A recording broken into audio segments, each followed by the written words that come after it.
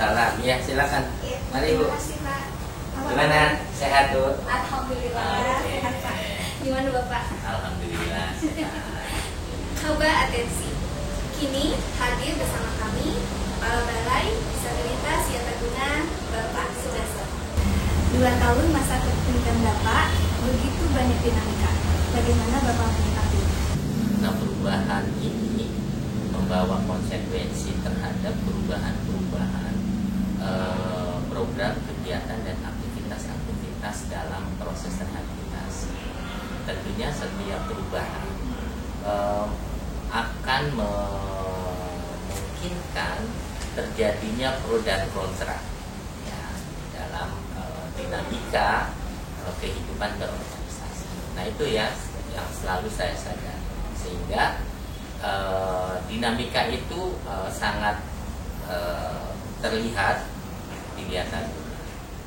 Yang pro tentunya bagaimana kita lingkungan Yataguna ini teman-teman support aktivitas ini.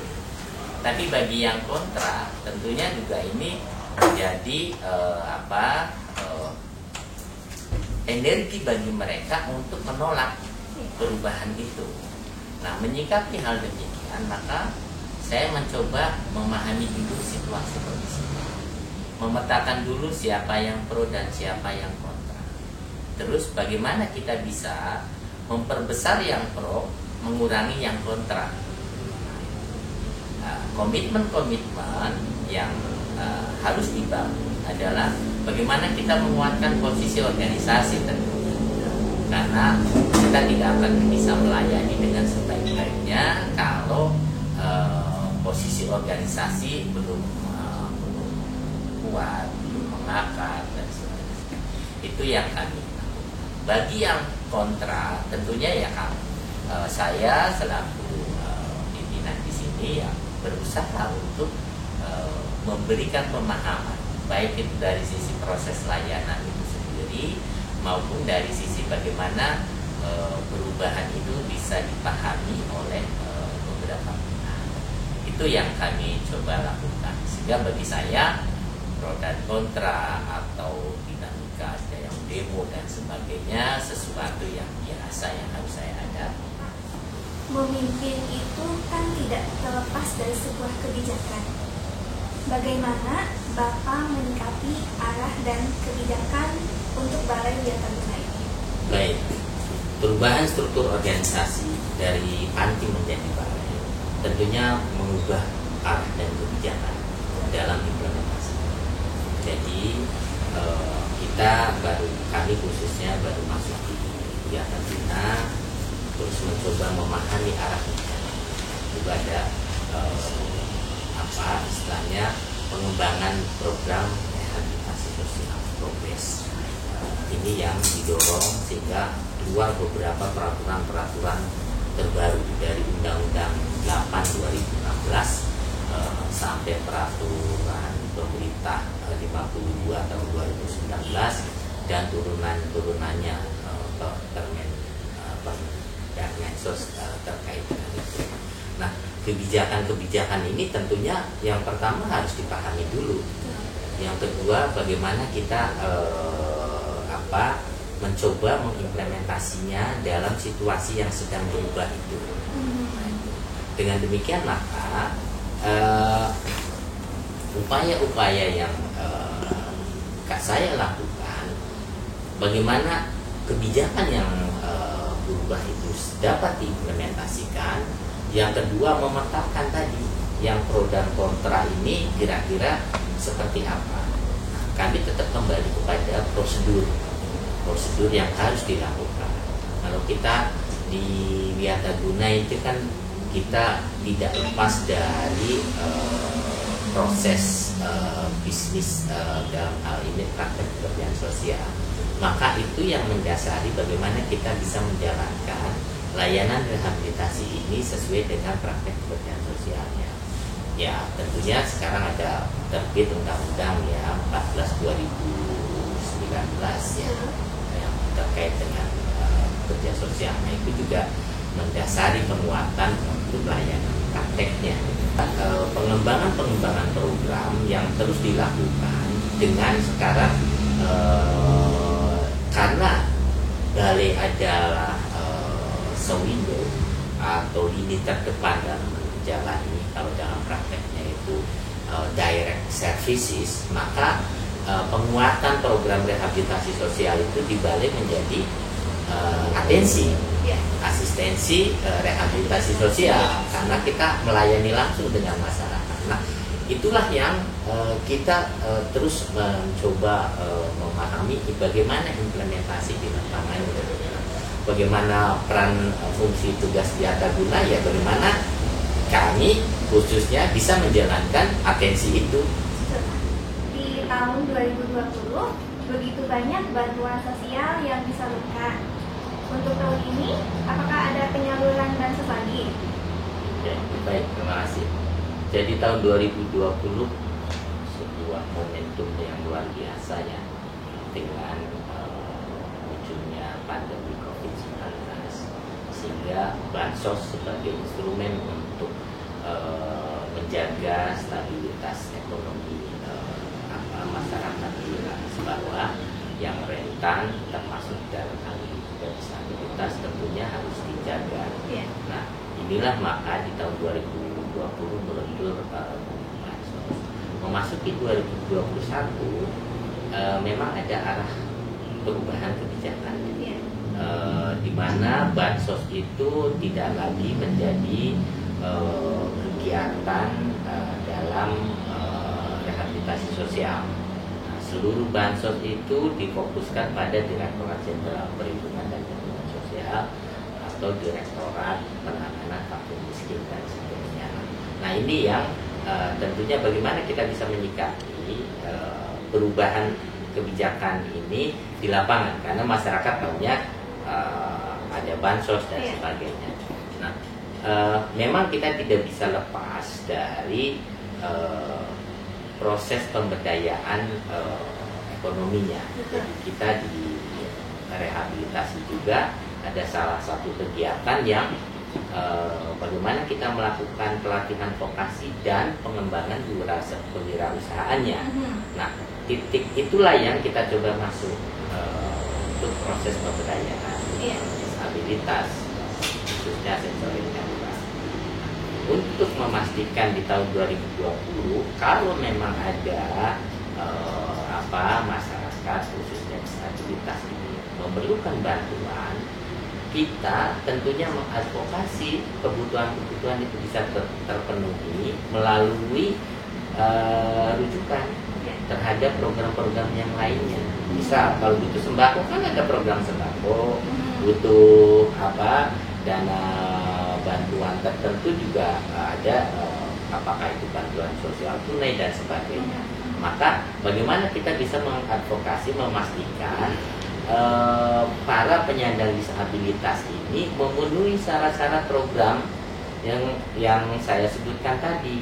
Nah, itu kewajiban kita melakukan itu. Jadi kalau itu kebutuhannya bansos, kita akan fokus bagaimana kita melakukan rehabilitasi sosialnya, mengembangkan hubungan keluarga untuk mensupport disabilitas, mengembangkan komunitas kita dalam melakukan rehabilitasi dan yang lainnya. Tentunya seperti pemerintah daerah juga tidak lepas ya, karena kan kita ada pembagian kewenangan antara pemerintah pusat dan pemerintah daerah. Ini yang perlu terus membangun komitmen dan sinergi dan jejaring. Nah, kekuatan pelaksanaan programnya di situ. Nah, kembali kepada kebutuhan-kebutuhan tadi, ya memang kami masih juga ada skema pemberian bantuan, tapi dalam bentuk bantuan pemerintah ya. Bagaimana mekanisme prosedurnya, ya tentunya juga kita mengikuti bisnis proses atensi, di mana kita melakukan sesuatu itu kan bagaimana dari hasil asesmennya sampai proses itu ke rencana intervensinya atau perencanaan atensinya ya dalam hal ini. Nanti implementasinya mengacu ke situ. Kita tidak lagi terbelenggu dengan standar-standar. Ya, sepanjang hasil asesmennya menunjukkan kebutuhan realnya itu, Karena asesmen ini kan dilakukan oleh profesional, para pekerja sosial. Jadi mengenai akuntabilitas, mengenai keakuratan, mengenai apa namanya ketepatan, disitulah pekerja sosial diuji profesionalitasnya. Jadi, tapi bagi saya sangat percaya akan profesionalitas itu, sehingga apapun yang dihasilkan tentunya juga melalui proses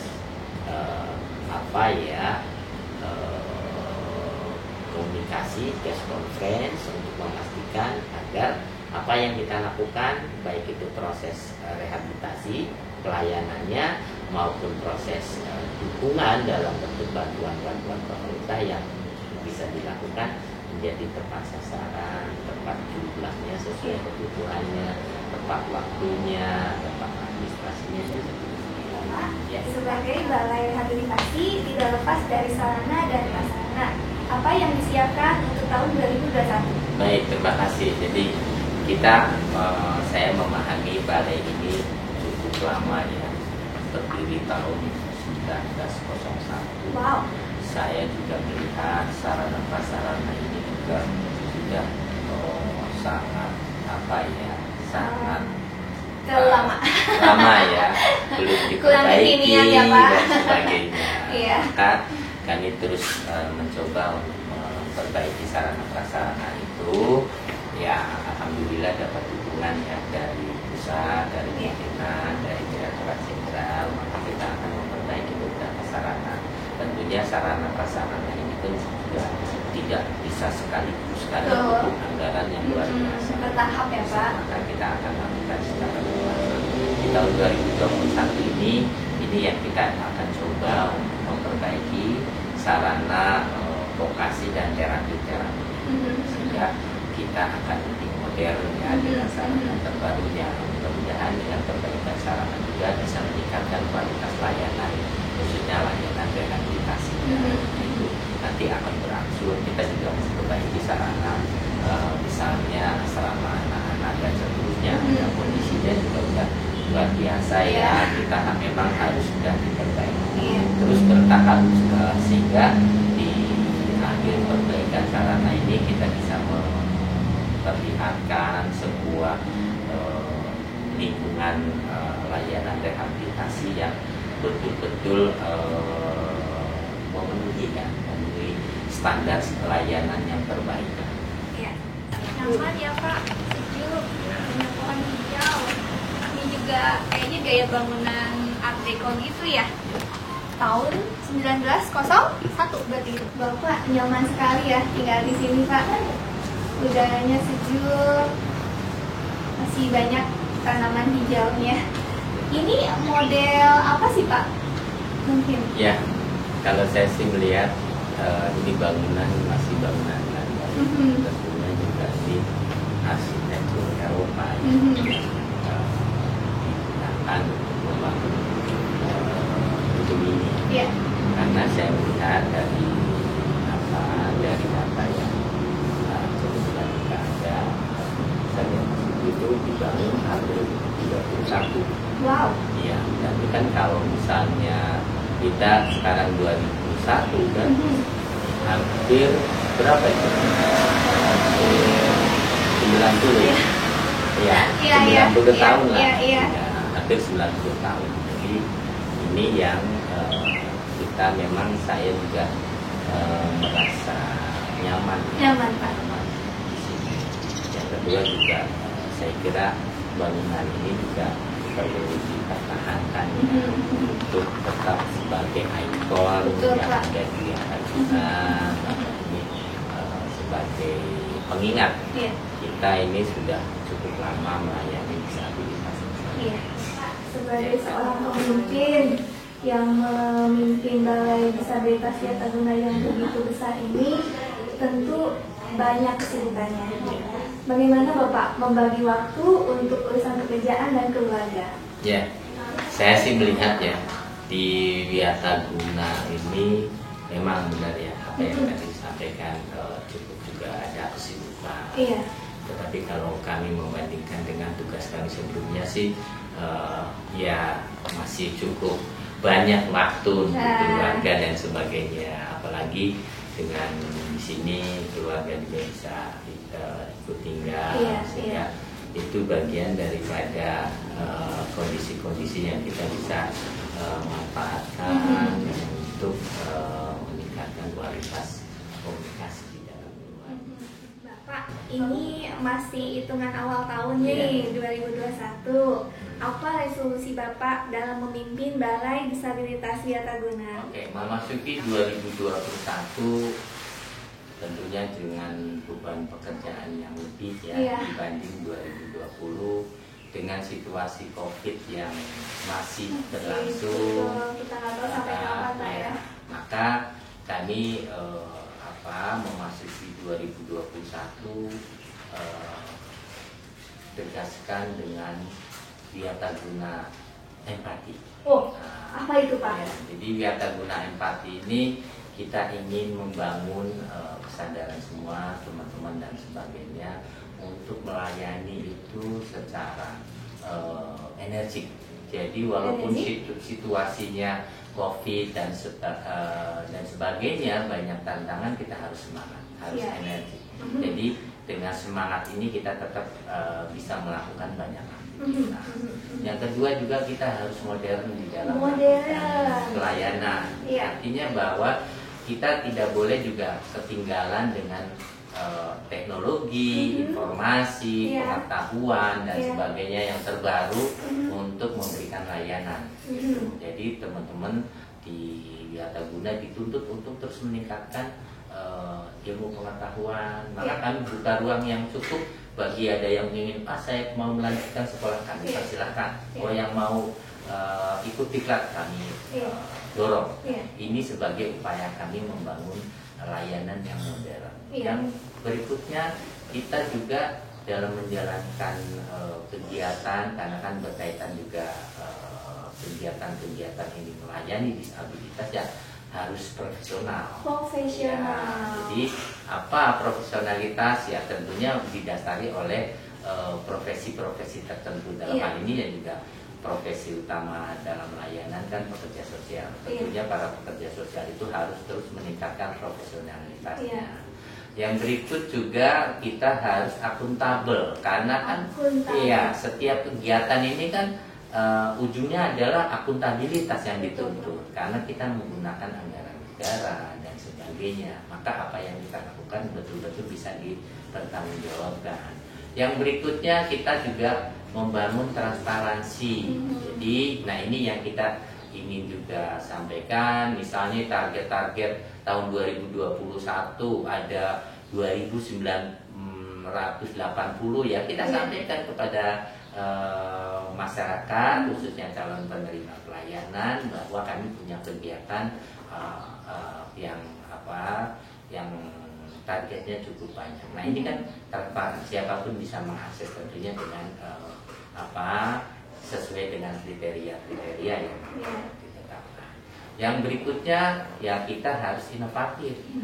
Ya, karena kan perkembangan di luar dengan kecepatan perubahan teknologi, kecepatan perubahan masyarakat dan sebagainya itu, termasuk dengan adanya pandemi COVID, itu untuk inovasi-inovasi dalam memberikan layanan. Nah, ini yang terus harus ada dalam teman-teman kami di Wiataguna untuk memastikan kualitas layanan terus ditingkatkan. Ya, kita bisa melihat kemarin di HDI kita dapat penghargaan inovasi sebagai lembaga yang inovatif, kreatif dan inovatif. Itu kan sebagai bukti saja dari sebuah proses yang harus dilakukan. Sehingga memasuki 2021 ini harus terus didorong dan dikembangkan. Pesan yang ingin disampaikan kepada para pegawai Wiataguna dan penerima pelayanan di Wiataguna, silakan Pak. ASN Wiataguna tentunya kita harus pahami dunia terus berubah, layanan juga harus berubah tentunya. Kita sangat berharap layanan terus menjadi baik. Tantangan dari luar cukup luar biasa ada pandemi COVID. Nah, ini yang harus kita sadari. Nah, bagaimana kita bisa tetap melakukan aktivitas dengan tetap menjaga kesehatan, menjaga protokol-protokol kesehatan. Nah, ini yang harus terus bisa dilakukan. Ya. Untuk penerima manfaat, ya tentunya kita harus yakin, ya Tuhan sudah menciptakan kita sebagai makhluk yang sempurna. Kesempurnaan itulah yang kita miliki saat ini. Kita harus yakin bahwa setiap orang punya kelebihan dan kekurangannya. Nah, kita akan mencari kelebihan-kelebihan yang dimiliki ya oleh para penyandang disabilitas, dan kita akan coba kembangkan melalui layanan rehabilitasi di Wiataguna. Nah, pengembangan ini yakin dan percaya akan bermanfaat pada saat dia meyakini apa yang dia kerjakan itu bermanfaat, punya semangat, punya kedisiplinan, kerja keras karena tantangan semakin besar. Nah, itu yang harus dijawab oleh teman-teman penyandang disabilitas yang masuk dalam layanan di Wiataguna. 2 tahun kepemimpinan bukan waktu yang lama untuk melakukan sebuah perubahan, tapi dengan sebuah kerja keras, perubahan itu akan nyata dan terasa. Ibarat sebuah kapal, sang kapten akan membawa kapal beserta awaknya ke sebuah dermaga. Kabar atensi,